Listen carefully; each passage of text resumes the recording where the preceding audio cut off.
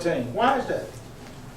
That we should no longer be children. Talk Hold it. I just hold it right there. What are children, right? Yeah, what? Hey, teacher. I'll tell me, teacher. Immature. Immature. Selfish. Selfish. Whining. Whining. Grumbling. Grumbling. Yeah. Yeah, lovable and all of that. Yeah. Sometimes. Yeah. Yeah. Yeah. Yes. That we should no longer be children. That means they should no longer be acting like a child.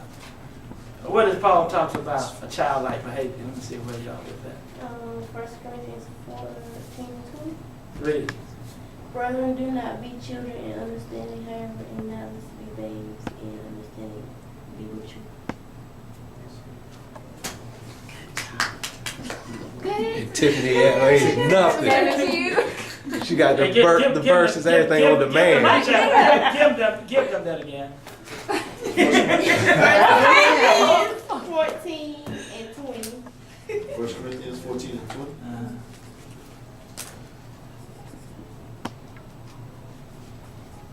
Then another one, and that's a good one. Another one said that when I was a child, I started as a child, but now that I'm mature. I have put away those childish things. Yeah, now that I'm mature. Okay. But what he's saying here, that we should no longer be children. You ever find yourself with a childlike behavior? Yes. That we should no longer be children. I do. Then what happened? And now what else? No, we should no longer be children. Toss to and fro. Toss to and fro. Carried by What do you mean every toss to wind. and fro? Let's break this thing down. Toss to and fro. 14 to From one point in mind or situation back and forth. Not being 1 minute you're Not being faith, established. 1 Yeah. minute you Being don't. established. Not Yeah. being- Yeah. Not stepping Yeah. in foundation. Yeah. Come to James, James. chapter 1. James chapter 1. Oh, you just trying to say your name. Verse 1. Chapter 1. No, I don't want verse 1. I want verse 8. Sound like a child. Is verse 8 right? A double-minded man. yeah. Yeah. Chapter 1, verse 8. Chapter 1, Sister Dee Dee. Verse 8. Yeah. Well, I can start with verse 6. But let him ask in faith, okay? But, okay, look. I'm fine. Let me do this. Hold it at verse 8. I'm going to bring you there, okay? I'm going to drive from chapter 2, from verse 2, all right? My brethren, count it no joy when you fall in various trials, knowing that the testing of your faith produces patience, all right? All right, the testing of your faith. But let patience have its perfect work, that you may be what? Perfect and complete, lacking nothing. If any of you lack wisdom, let him ask God, who gives it all liberally and without reproach. Somebody need to look at that word reproach. And it will be given to you.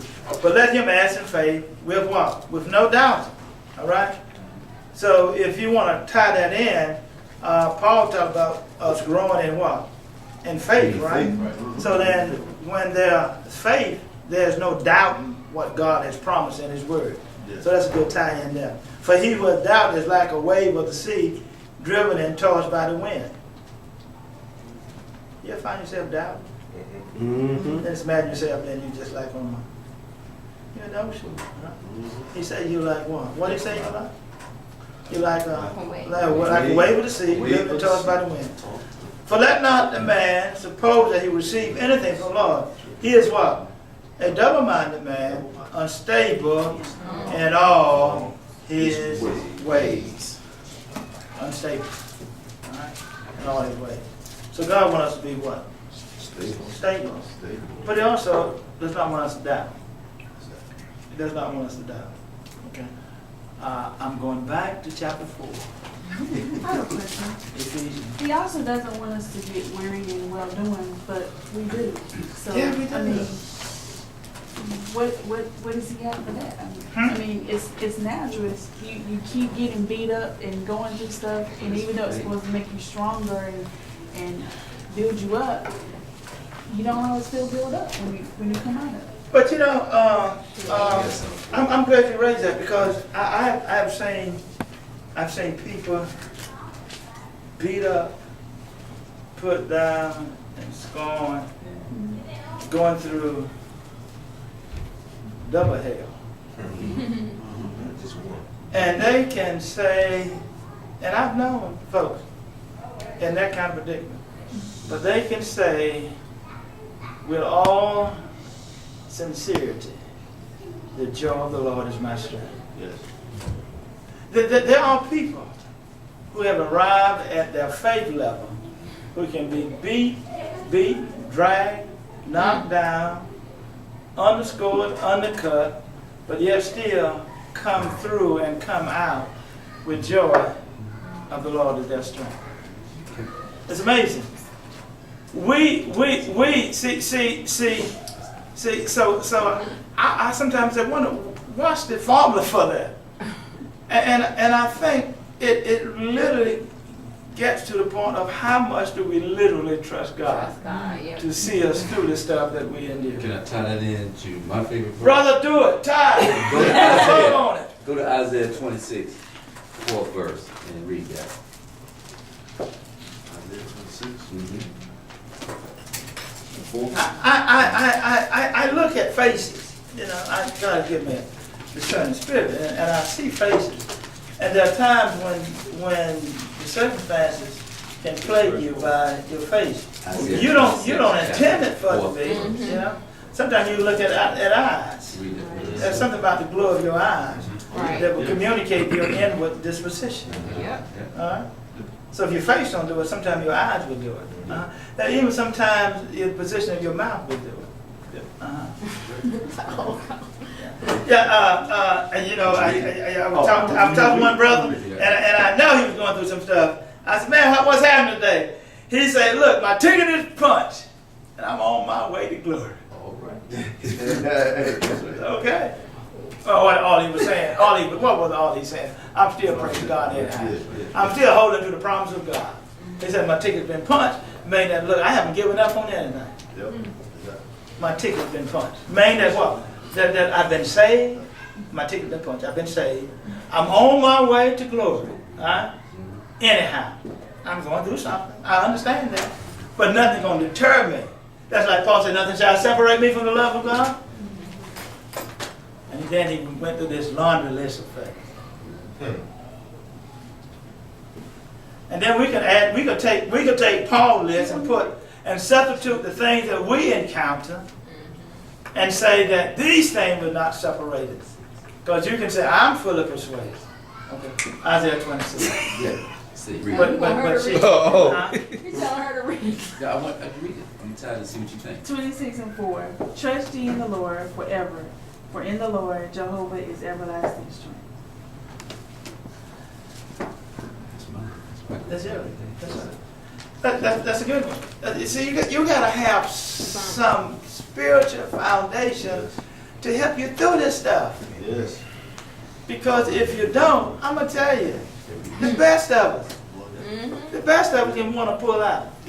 And just because you're weary, it's not like you're going to be weary the whole time. You know, you'll have up days, down days.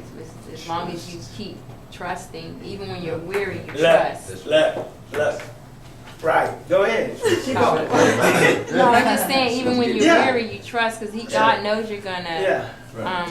get weary Yeah. because we're a flesh for one. But it's just that you don't give up. You can be so far down, you can't go any further. But the only other direction is to go up, and whether it's slow or fast, you're gonna go up. Yeah. Yea, though, I walk through the valley of shadow of death, I will fear no evil. Why? For thou art with me.